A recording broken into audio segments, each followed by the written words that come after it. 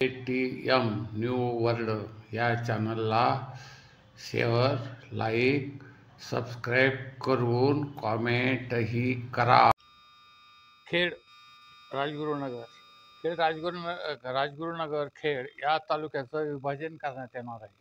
म्हणजे या तालुक्याला 2 तहसील आणि त्यानंतर आता या उरलेल्या ज्या भागाची लोकसंख्या आहे, इंडस्ट्रियल जो एरिया आहे, त्याचं जर आपण एरिया बघितला तर जवळजवळ 1.5-2 लाख लोक तेथे राहतात आणि साधारण 2 लाखाला एक आमदार, 2-2.5 लाखापर्यंत एक आमदार असं होऊ शकतो. तर आता जर ही लोकसंख्या वाढली आणि 2.5 लाख झाली तर खेडला 2 आमदारही मिळण्याची शक्यता निर्माण झालेली आहे.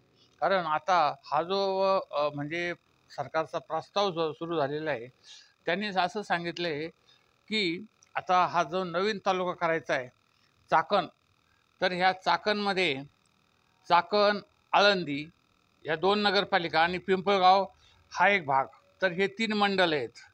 याच्यामध्ये 18 तलाठी सजा आणि 39 महसुली गावांचा समावेश करावा असंही सुचवलं आहे. तर आळंदी आणि चाकण हे 2 नगर परिषद आहेत. त्यामुळं ते या तालुक्याला चाकण जो तालुका किंवा महसूल विभाग होणार आहे, तालुकाच म्हणायचं महसूल, कारण जेथे एक तहसीलदार असतो त्याला तहसीलदार तालुकाच म्हणायचं, तहसील म्हणजे तालुका. तर हा जो तालुका होणार आहे हा एकंदरीत 18 तलाठी सजा आहेत आणि 39 महसुली गाव आहेत. तर आता उरलेले जे राहतील नगर परिषद आळंदी आणि चाकण या 2 नगर परिषद आहेत, पण या कार्यालयाचं जे क्षेत्र आहे ते 33,698 हेक्टर इतकं असणार आहे आणि याची लोकसंख्या अंदाजे 1.5 ते 2 लाख 2 लाख इतकी आहे. म्हणजे लोकसंख्या या चाकण तहसीलची. आणि यामुळं यामध्ये या अतिरिक्त तहसील कार्यालयामध्ये लोणी, आपला एकंदरीत चाकण, पिंपळगाव आणि आळंदी हे 3ही भाग एक चांगले येणार आहेत. आणि यामध्ये तहसीलदाराचा नेमणुका कराव्या लागणार आहेत. आणि त्यानंतर खेड ही अवर्ग पंचायत समिती असल्यामुळे या कार्यालयामध्ये एकूण 24 पदं भरण्यात येणार आहे. त्याच्यामध्ये एक तहसीलदार, अतिरिक्त तहसीलदार म्हणायचं, त्यानंतर 4 नायब तहसीलदार, 3 अव्वल कारकून, 10 महसूल सहाय्यक, 1 वाहन चालक आणि 5 शिपाई असे 24 पदं भरण्यात येणार आहेत या चाकण तहसीलमध्ये. आणि यापूर्वी हे चाकण तहसील करू नये अशा पद्धतीचे काही लोकांचं मत होतं, परंतु आता आमदार झाल्यामुळं आता येथे या विभागाचं परत विभाजन करण्यात येणार आहे आणि चाकण हा तहसील तालुका आणि खेड हा तालुका असे 2 तालुके यावेळेस निर्माण होतील. कदाचित येत्या 2-4 वर्षामध्ये जर समजा पुढच्या निवडणुकीमध्ये तर या तालुक्याला 2 आमदार देखील मिळण्याची शक्यता आहे. चाकण तालुका आणि खेड राजगुरुनगर तालुका असे 2 तालुके होण्याची शक्यता निर्माण देणार आहे.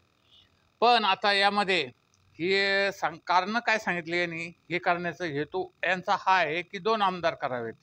पण यांनी काय सांगितलं हेतू की नागरिकांची गैरसोय होते आणि प्रशासकीय कामकाज यांना नीट करता येत नाही असं त्यांचं म्हणणं आहे. कुणाचं? या उपविभागीय अधिकारी किंवा इतर जे लोक असतात तर ते म्हणजे सर्वसामान्य जे राजकीय लोक असतात त्यांचं तसं म्हणणं आहे की महसूल विभाजन करणं अत्यंत आवश्यक आहे. आणि हे महसूल विभाजन केल्यानंतर म्हणजे हा जो महत्त्वाचा मुद्दा होणार आहे त्यामध्ये की चाकण MIDC आणि तो जो भाग आहे तेथे खूप लोकवस्ती वाढत आहे आणि साध्याप्रमाणे साधारण प्रशासकीय काम करण्याला अडचणी येत आहेत. म्हणजे अशा पद्धतीने मग आता हा विकासाचा गोळा म्हणजे एकंदरीत तुमच्या इंडस्ट्रियल एरियामध्ये किंवा उद्योग क्षेत्रामध्ये चाकण हा भाग राहणार आणि नदीच्या पलीकडे म्हणजे जे राजगुरुनगर आणि तो जो भाग येणार आहे वाबगाव किंवा इकडे तिकडे वाडा वगैरे, तो जो भाग येणार तो आदिवासी विभाग येणार. एक लक्षात घ्या आता. तर तेथील आमदार वेगळा आणि इकडचा आमदार वेगळा असे एक 2025 पर्यंत जर जनगणना झाली तर तसं होऊ शकतं. आणि त्यासाठी हे कामं प्रलंबित आहे. नागरिकांना खूप मनस्ताप सहन करावा लागतो. त्यामुळं प्रशासकीय विभाजन करणं अत्यंत आवश्यक आहे, असं त्यांचं म्हणणं आहे. आता वस्तुस्थिती जर बघितली तर तशी काही आवश्यकता नाही आहे. कारण जो कारभार चाललेला आहे तो व्यवस्थित आहे. परंतु आता आता ह्या खेडच्या ज्या उपविभागीय अधिकारी आहे यांनी जिल्हाधिकाऱ्यांना अहवाल सादर केला आणि मग जिल्हा प्रशासनाने तहसील अतिरिक्त कार्यालयाचा एक आकृतीबंध तयार करून तो सरकारकडे पाठवला. मग आता जनतेची कामं करायची आणि सहज आणि सुलभ रीतीने जनतेची कामं करण्याचा हा एकंदरीत राजकारण्यांचा जो डाव आहे तो त्याच्यामध्ये काही वेगळा प्रकार होऊ शकतो, असा एक महत्त्वाचा मुद्दा आहे. कारण हे दुसरे जे आमदार आहेत त्यांना आपलं पद कायम ठेवायचं आहे आणि आजी काही जे नवीन प्रस्थापित आमदार आहेत त्यांना आपलं पद कायम ठेवायचं आहे. म्हणजे हे दोन्ही मिळून मिसळून त्यांनी हा प्रकार करण्याचा प्रयत्न चालवलेला आहे, असं काही लोक बोलतात. मग कदाचित ते जर खरं असलं किंवा तसं जर होणार असेल तर मग नागरिकांचे यामधून खरंच कामं होणार आहेत की हा राजकीयच दृष्टिकोनातून हा विभाजन करण्याचं चाललेलं आहे. 2 महसूल विभाग म्हणजेच तालुका तहसील कार्यालय 2 करायचे, एक चाकणला आणि एक राजगुरला. तर हा जो प्रकार आहे हा अत्यंत म्हणजे लोकांच्या दृष्टिकोनातून चांगलाही आहे आणि लोकांच्या दृष्टिकोनातून जर बघितलं तर ते व्यवस्थित पण नाही आहे. कारण आता मग चाकणला एक नवीन ST स्टँडची गुणवत्ता वाढवावी लागेल, कार्यालयांची गुणवत्ता वाढवावी लागेल आणि आधीच जी एक लोकसंख्या आहे त्यामध्ये फार मोठी भर पडण्याची शक्यता आहे. चाकण तहसील झालं तर ह्या लोकांचे जे लोंढे आहेत उद्योगनगरीकडे येणारे, चाकण उद्योगनगरीकडे येणारे ते फार मोठ्या प्रमाणामध्ये वाढणार आहेत आणि त्यामध्ये हे घुसखोर किंवा कशाही पद्धतीचे लोक विविध प्रकारचे आपले आधार कार्ड बनवून कशा पद्धतीने ते येतील तेही महत्त्वाचं आहे. मग आता येथे महत्त्वाचा एक मुद्दा आहे, हे लोकांच्या फायद्यासाठी आहे की प्रशासकीय फायद्यासाठी आहे की एक राजकीय फायद्यासाठी हा विभाग केला जातो. यामध्ये काही तथ्य लोकांनी सांगितलेले आहे. काही लोक म्हणतात हे राजकीय फायद्यासाठी करत आहात, म्हणजे तुझं तू तिकडचं बघ बाबा, माझं मी इकडं बघेन. दुसरे प्रशासकीय अधिकारी म्हणतात आम्हाला खूप काम आहे बाबा, आमचं काम काय होईल आणि आम्ही मग तिथं आरामशीर आमचं बसून ते काम करू, असा एक दुसरा भाग आहे.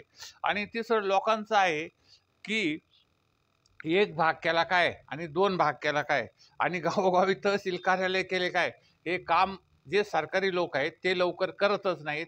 कारण सरकारी कामाने 6 महिने थांब हा प्रकार किती कार्यालय केले आणि काही केलं तरी ते काही सुटत नाहीत. आणि दुसरं यामध्ये महत्त्वाचा एक गोंधळ असा होण्याची शक्यता आहे की जर समजा पिंपळगावच्या लोकांचं काही काम असलं आणि तो चाकणला आला तर चाकणमध्ये जरी महसूल कार्यालय असलं तरी तो काय म्हणणार, रेकॉर्ड राजगुरुनगरला आहे, रेकॉर्ड खेडला आहे, ते आणावं लागेल, तेव्हा तुमचं बघावं लागेल. म्हणजे हाही प्रकार त्यामध्ये आहेच. त्यानंतर पूर्वीचं दस्त आहेत बा, एक नोंदणी करायची वगैरे, काय करायचं ते निबंधकाचं कार्यालय येईल तिथं.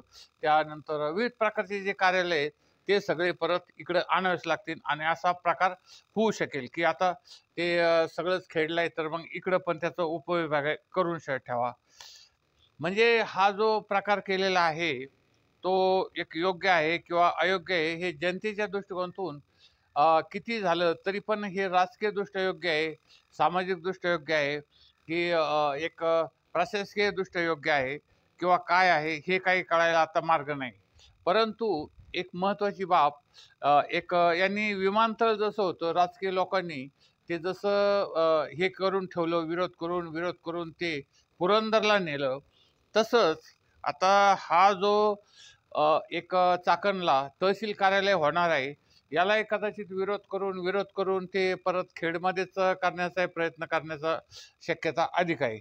कारण याला राजकीय रंग देऊ नये, लोकांचं हित जोपासण्याचा प्रयत्न करावा आणि लोकांसाठी जर तुम्ही हे करत असाल तर ते त्यामध्ये तुमचं स्वागतच आहे.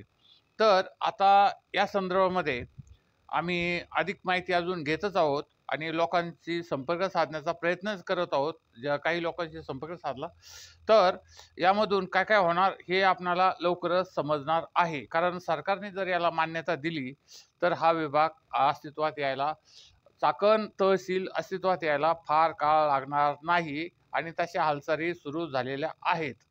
तर या संदर्भामध्ये आपण आपल्या कॉमेंट करा की तुमचे प्रश्न खरोखर सुटणार आहेत का?